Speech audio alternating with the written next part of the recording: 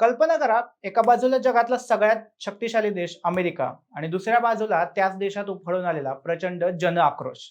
रस्त्यावर हजारो नाही तर लाखो लोक उतरलेत. हातात फलक आहेत, चेहऱ्यावर राग आहे आणि एकच घोषणा आहे: आम्हाला राजा नको, लोकशाही हवी. मंडळी, अमेरिकन लोकांचा आरोप आहे की राष्ट्राध्यक्ष डोनाल्ड ट्रम्प यांच्या कार्यकाळात त्यांच्या काही निर्णयांमध्ये हुकुमशाहीची झलक दिसते. आणि त्यातच इराण सोबत सुरू असलेल्या युद्धाला एक महिना पूर्ण झाल्यानं संताप अजूनच भडकलाय. परिणामी अमेरिकेत तब्बल 50 राज्यांमधल्या 3,300 शहरांमध्ये लोक रस्त्यावर उतरलेत. अमेरिकेच्या इतिहासातलं हे सगळ्यात मोठं आंदोलन मानलं जाते. न्यूयॉर्क पासून कॅलिफोर्नियापर्यंत, छोट्या शहरांपासून मोठ्या महानगरांपर्यंत सर्वत्र एकच वातावरण आहे. घोषणांचा आवाज, पोस्टर्स आणि सरकार विरोधात उघडपणे रोष व्यक्त करणारे नागरिक. त्यामुळे आता परिस्थिती अशी झाली आहे की ट्रम्प सरकारवर प्रचंड दबाव वाढलाय आणि हे आंदोलन त्यांच्या सत्तेसाठी मोठं संकट ठरतंय. पण हे नो किंग्स आंदोलन नेमकं काय आहे? सध्या अमेरिकेत काय घडतंय आणि अमेरिकन नागरिक डोनाल्ड ट्रम्पला विरोध का करतायत? त्याची कारणं काय आहेत? या सगळ्या प्रश्नांची उत्तरं आपण या व्हिडिओमध्ये जाणून घेणार आहोत. नमस्कार, मी सुदेश आणि तुम्हाला तर माहिती आहे आपला विषयच भारी. मंडळी, अमेरिकेच्या इतिहासामध्ये सध्या असा एक काळ सुरू आहे जिथे लोकशाही आणि हुकुमशाही मधली पुसट होत चाललेली रेषा स्पष्टपणे दिसून येते. वॉशिंग्टन पासून लंडन आणि पॅरिस पर्यंतचे रस्ते सध्या नो किंग्स अशा घोषणाने दुमदुमून गेलेत. आम्हाला कोणताही राजा नको, लोकशाही हवी, अशी भूमिका आंदोलकांनी घेतली आहे. अमेरिकेच्या रस्त्यांवर जे दृश्य दिसलं त्यानं संपूर्ण जगाला थक्क केलंय. राष्ट्राध्यक्ष डोनाल्ड ट्रम्प यांची धोरणं आणि इराण सोबत सुरू असलेल्या युद्धाच्या विरोधात लाखो लोक एकवटलेत. अमेरिका, इस्रायल आणि इराण यांच्यातलं युद्ध मागच्या 1 महिन्यापासून सुरू असून ते अद्याप थांबलेलं नाहीये. दरम्यान या युद्धाची झळ अख्ख्या जगाला बसत असून हा संघर्ष आणखी वाढण्याची शक्यता आहे.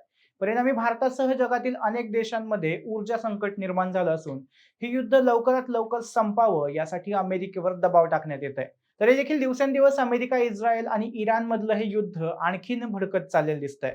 ट्रम्प आणि नेतन्याहू इराणला इशाऱ्यावर इशारे देताना दिसत आहेत, पण इराण काही मागे हटायला तयार नाहीये. म्हणजे खरं तर काही दिवसातच हे युद्ध थांबेल अशी शक्यता ट्रम्प आणि नेतन्याहू यांना वाटली होती. मात्र काटक इराणच्या निकराच्या लढ्यामुळे गेल्या 28 दिवसांपासून हे युद्ध धगधगतंय. आता हे युद्ध न थांबल्यास इंधन टंचाईचा भडका जगभरात भडकण्याची शक्यता आहे. यावरूनच आता जगभर हे युद्ध थांबावं अशी मागणी होत असतानाच अमेरिका आणि इस्रायलमध्ये युद्धखोरी विरोधात आंदोलन केलं जातंय. या आंदोलनात तब्बल 90 लाख लोक रस्त्यावर उतरून आपला विरोध दाखवत आहेत. ट्रम्प यांना तानाशाही, हुकुमशाही आणि युद्धखोर असं सुनावत जवळपास 90 लाख लोकांनी इराण विरोधातील युद्ध थांबवण्याचं आवाहन केलंय. तसंच हे लोक ट्रम्प यांना हाकलण्याचा निर्धार करत तीव्र निदर्शनं करतायत. त्यामुळे ट्रम्पचं सरकार धोक्यात आलंय. परिणामी जगभर दहशत माजवणाऱ्या ट्रम्प तात्याला अमेरिकन जनताच घरी बसवण्याच्या तयारीत आहे आणि इराणची सत्ता बदलण्याचा प्रयत्न करणाऱ्या ट्रम्प यांनाच आता स्वतःची सत्ता टिकवण्यासाठी संघर्ष करावा लागण्याची शक्यता निर्माण झाली आहे. ट्रम्प यांची धोरणं, वाढती महागाई तसंच इराणसोबतचं युद्ध या मुद्द्यावरून नागरिक संतप्त झाले असून अमेरिकेतली जवळपास प्रत्येक शहरात नो किंग्स आंदोलन सुरू करण्यात आले. एकीकडे जवळपास प्रत्येक शहरासह अगदी छोट्या गावातही ट्रम्प यांच्या विरोधातील असंतोष उफाळून आला असून ट्रम्प यांच्या विरोधात नारेबाजी केली जाते. न्यूयॉर्क सिटीमध्ये मोठं आंदोलन आणि मोर्चा काढण्यात आलाय, तर सॅन फ्रान्सिस्कोसह अनेक ठिकाणी सांस्कृतिक कार्यक्रम आणि गाण्यातून ट्रम्प यांना हकलण्याचं आवाहन केलं जात आहे. तसंच युक्रेन युद्ध आणि ट्रान्सजेंडर धोरणावरूनही ट्रम्प यांना विरोध केला जातोय. तर दुसरीकडे इस्रायलची राजधानी तेल अवीवमध्ये सुद्धा लाखो लोक इराण विरोधात सुरू असलेल्या युद्धावरून रस्त्यावर उतरलेत. इथेही लोक नो वॉरचे नारे लगावत असून पंतप्रधान बेंजामिन नेतन्याहू यांच्या विरोधात नागरिक रस्त्यावर उतरलेत. इथे लाखो लोक सरकार विरोधात नारेबाजी करताना दिसत असून नेतन्याहू यांनी युद्ध थांबवावं अशी मागणी करत आहेत. नेतन्याहू यांच्या धोरणामुळे आणि सततच्या युद्धामुळे इस्रायलची जनताही विटली आहे. युद्धामुळे महागाई भडकल्याचं आंदोलनकर्त्याचं म्हणणं आहे. तर आता अमेरिकेसह इस्रायलची राजधानी तेल अवीवमध्ये सुरू असलेल्या आंदोलनामुळे इथली जनता या युद्धामुळे नाराज असल्याचं दिसते. यासोबतच या ऐतिहासिक नो किंग्स आंदोलनाच्या पार्श्वभूमीवर अमेरिकन नागरिक राष्ट्राध्यक्ष डोनाल्ड ट्रम्प यांच्या धोरणांचा तीव्र निषेध का करत आहेत याची कारण समजून घेऊयात. याचं पहिलं कारण आहे अर्थातच इराणसोबत सुरू असलेला संघर्ष. या आंदोलनाचे सर्वात मुख्य कारण म्हणजे ट्रम्प प्रशासनाचे इराणबाबतचे आक्रमक धोरण. युद्ध नको, शांतता हवी ही आंदोलकांची प्रमुख मागणी आहे. अनावश्यक लष्करी संघर्षात अमेरिकन सैनिकांना आणि संसाधनांना झोकून देणं जनतेला मान्य नाही. तर याचं दुसरं कारण आहे हुकुमशाही प्रवृत्तीचा आरोप. मंडळी, या आंदोलनाचं नावच नो किंग्स असल्यामुळे हे स्पष्ट होतंय की नागरिक ट्रम्प यांच्या कार्यपद्धतीला लोकशाही विरोधी आणि हुकुमशाही मानतायत. सत्तेचे केंद्रीकरण आणि घटनात्मक संस्थांना डावलून निर्णय घेण्याच्या त्यांच्या पद्धतीमुळे लोकांमध्ये संताप आहे. तर याचं तिसरं कारण आहे ते म्हणजे देशांतर्गत संसाधनांचा लष्करी वापर. सध्या इराणसोबतच्या युद्धखोरीमुळे देशाचा मोठा निधी लष्करी कारवायांकडे वळवला जातोय.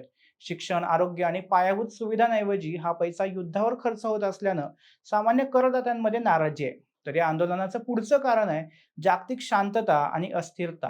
ट्रम्प यांच्या अमेरिका फर्स्ट आणि आक्रमक परराष्ट्र धोरणामुळे जागतिक स्तरावर अस्थिरता निर्माण झाली आहे. मित्र राष्ट्रांशी बिघडलेले संबंध आणि आंतरराष्ट्रीय करारांमधून माघार घेतल्यामुळे अमेरिकेची जागतिक प्रतिमा डागाळत असल्याची भावना सामान्य नागरिकांमध्ये आहे. पुढचं सगळ्यात महत्त्वाचं कारण म्हणजे नागरी स्वातंत्र्याची गळचेपी. आंदोलकांचा असा दावा आहे की युद्धाच्या आणि सुरक्षेच्या नावाखाली नागरिकांच्या मूलभूत अधिकारांवर आणि अभिव्यक्ती स्वातंत्र्यावर गदा आणली जात आहे. लोकशाही मूल्यांचं रक्षण करण्यासाठी 90 लाख नागरिक रस्त्यावर उतरलेत. म्हणजे मंडळी, या सगळ्या घडामोडींकडे एकत्रितपणे पाहिलं तर चित्र खूप स्पष्ट दिसतंय. हे फक्त एक आंदोलन नाही, तर सत्तेला दिलेला थेट इशारा आहे.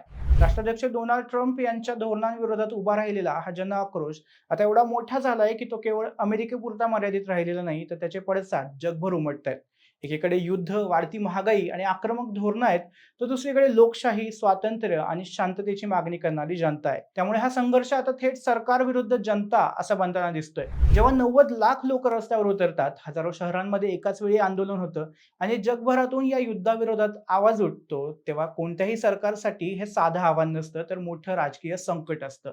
आता परिस्थिती अशी आहे की ट्रम्प सरकारवर दबाव दिवसेंदिवस वाढतोय आणि जर हा रोष असाच वाढत राहिला तर येणाऱ्या काळात राजकीय निर्णय, धोरणं आणि कदाचित सत्तेचं भविष्यही बदलू शकतं. आणि इराणची सत्ता बदलण्याचा प्रयत्न करणाऱ्या ट्रम्प यांना आता स्वतःचीच सत्ता टिकवण्यासाठी संघर्ष करावा लागण्याची शक्यता निर्माण झाली आहे. म्हणूनच मंडळी, हे नो किंग्स आंदोलन फक्त आजचं नाही, तर अमेरिकेच्या भविष्यासाठी आणि लोकशाहीच्या अस्तित्वासाठी एक मोठा टर्निंग पॉईंट ठरू शकतो. बाकी या सगळ्या घडामोडीबद्दल आणि ट्रम्प सरकारच्या धोरणाबद्दल तुम्हाला काय वाटतं ते आम्हाला कमेंट करून नक्की सांगा. व्हिडिओ आवडला असेल तर लाईक आणि शेअर करा. तसंच आपल्या विशेष भारी या YouTube चॅनलला सबस्क्राईब करायला विसरू नका. धन्यवाद.